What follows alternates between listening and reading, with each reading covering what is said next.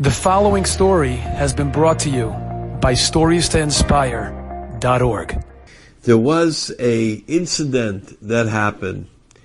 The incident happened where there was a boy in Eretz Yisrael. And it happened to be that this boy, unfortunately, he became ill. He became very ill. And in fact, his head began to hurt. Terrible headaches. Lo Aleinu al Kol Beis Yisrael. They went and they took the scan, and they found that there was something there that did not belong there. Immediately, they went to the great Sar HaTorah, to the great Gadol Ador, to Agoin Reb Chaim Kanievsky, Zecher Tzadik Kodesh V'Tor Livrocha. Reb Chaim saw the boy, and he asked him, "Tell me, do you learn 3 Siddharim every day?" The boy answered, "Yes."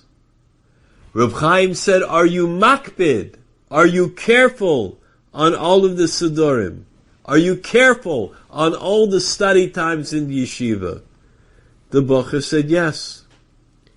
Reb Chaim said, "If that's so, do not take any more scans, no more examinations. Your pain in your head will completely leave you."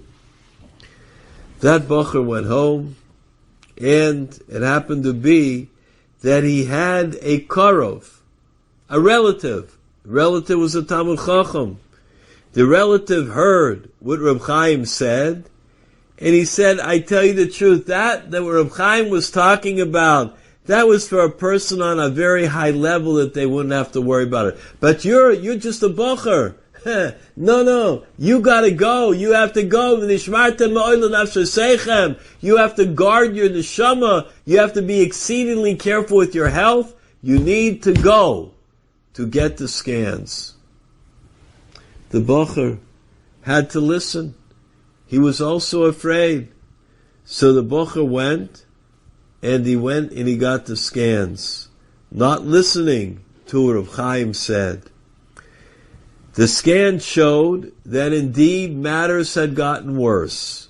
And what happened was, when the bocher saw that matters got worse, he got so upset. There was only one place to go. He ran back to the Gadol Ador, to Reb Chaim, and he told Reb Chaim what had happened. He said, "Rebbe, I'm embarrassed to say it. I'm embarrassed, but a Rav who is a relative in our mishpacha told me that I should do the inspection, I should do the examination." Reb Chaim said, "If that is so then go and ask your Rav for the refuah. Tell him he should heal you." The bocher left, and he went to the Rav, and he told him what Reb Chaim said. At this point, the relative in the family turned pale. He understood that if Reb Chaim gave him back such an answer, it was not a simple matter. And immediately, both of them got in the car, returned to Bnei Brak, and were standing in front of Reb Chaim. And they both asked Reb Chaim, mechila, apology. They asked forgiveness for the terrible thing that they did not listen. Reb Chaim said to the bocher, "Achshav, hamatzav lo kal." Right now, it's not simple anymore. Something like this will require Mesirat Nefesh. Are you maskim? Do you agree? Will you be Moser Nefesh? Will you be willing to self-sacrifice? The bocher, crying tears, said, "Yes, bevadai, kovod harav." Of course, honored Rebbe. Are you prepared to learn an extra seder, not 3 Siddharim a day, which is a huge amount of time, 4 Siddharim, 4 periods of study? The bocher said, "Yes, I am willing to do it."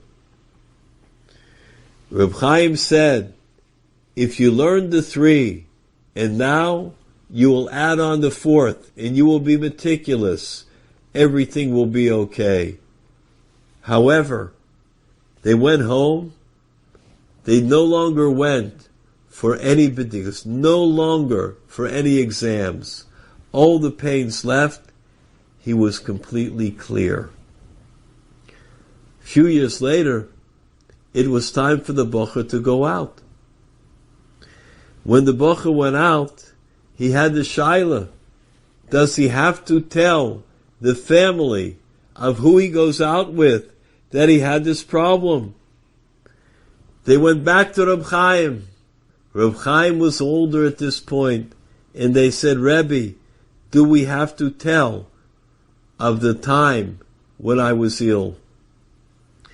The first question Reb Chaim asked him, remembering the entire parsha like that, he said, are you still careful to learn the fourth Seder?